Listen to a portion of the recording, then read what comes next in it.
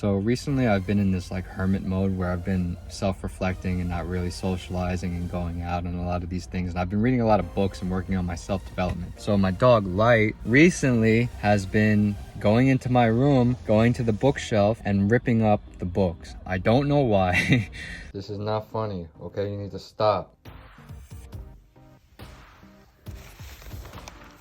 My journal. But then I thought, hey, I've been in this very like reflective internal state lately, trying to acquire knowledge, like make myself better. Maybe Light is telling me a sign to put the books down and get back out there. Now you might think I'm crazy, but I think in a way that is what I am experiencing right now. It was a realization that I'm never going to be perfect. I'm always going to be the perfect work in progress. So I have to, in a way, get back out there. I think it's a balance again between doing the inner work and then having the courage and not letting your fear stop you from moving forward in your career, in your new relationship, in your new family, something like that. But I also think it's very important to know yourself and really spend a lot of time introspective. The ancient Egyptians and Greeks, in the temples, they wrote, know thyself. So I think it's very important to actually know yourself. And growing up, like I never really knew what that meant. And I still am working on it. But I think I'm beginning to view my life and view myself as not necessarily the player, but more of an observer. If certain situations happen, I won't automatically react and get aggravated or like show my emotions, but I'll be more like, hey, that was interesting that happened, or I experienced joy over here, or this made me really happy, or this situation wasn't so favorable, but there's a lesson in it. I think that's a big realization for me, to kind of observe my life with some distance and not really be so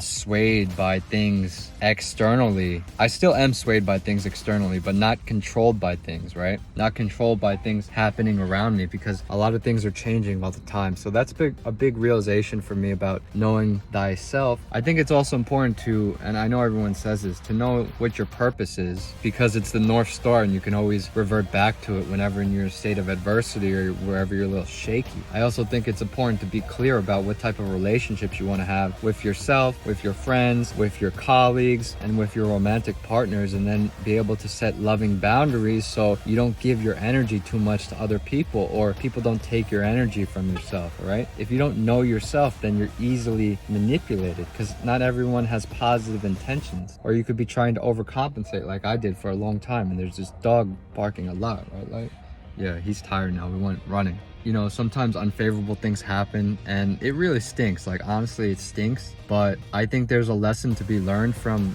everything. And I think that there's healing that needs to be had whenever you go through a state of trauma or adversity. You know, what that healing looks like is actually being reflective and feeling the pain of the situation, and then analyzing it and assessing it and coming to terms with it. Not really shaming yourself for your mistake or what somebody's done to you, but trying to learn the deeper meaning behind something, all right? Because the relationships, the situations that happen in our life, they're mirrors in a way that reflect insecurities that we have. So maybe it's something that I need to heal within myself that's being reflected in the friendships that I have, the job that I have, right?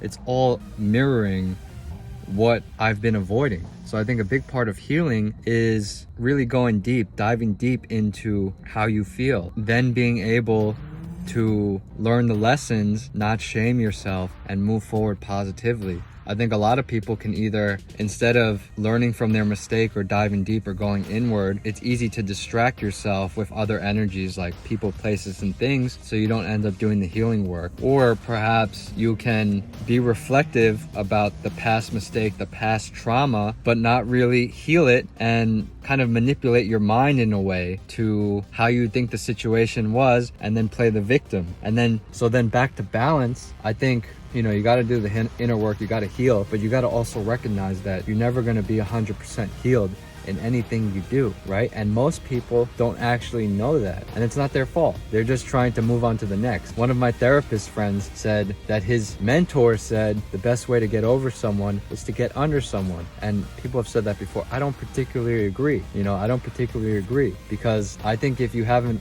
done the healing work, you're projecting your trauma and ideas from your past onto this new person. And that's not fair to that person or yourself, because you're not going to be happy in the long term, most likely. That's not to say that doing some type of inner work and healing and then being aware, like having distance between your thoughts and actions and who you are, so you can recognize when you actually have the courage to enter a new relationship, to be transparent, number one, and say like, hey, you know, I'm still working through this, I have some traumas, and to be vulnerable in a way. So when you have conversations with your partner or friend, say, I'm feeling triggered right now, it could be my insecurity, or it could be something you said, I just want some clarity and reassurance from you. Okay, that's different talk that we're not taught about in school. I think in understanding that we're all not going to be fully 100% healed. You don't have to be like perfect before you get back out there to dating, get back out there to, you know, whatever you're doing, but you also have to do the inner work too. And you also have to be somewhat conscious of your actions, your thoughts and feelings, and be open and honest with your partner, with your friends, and be vulnerable too with your family. Okay, so these are just a couple thoughts that I had. No one's going to be perfect. We're all human. We're never 100% healed. We're always a work in progress. And when you enter a relationship, a friendship, a partnership, you're both not going to be healed. And there's something magical that happens when you come together and work on things together to heal yourself. But I feel like that happens most effectively when you are open, vulnerable, and you can actually communicate and talk about your traumas and fears in a healthy way. I'm not saying it's easy. It's very difficult because we all come to the table with different issues, but it's possible. And that's how I want to live my life. All right. I wish you well. Peace.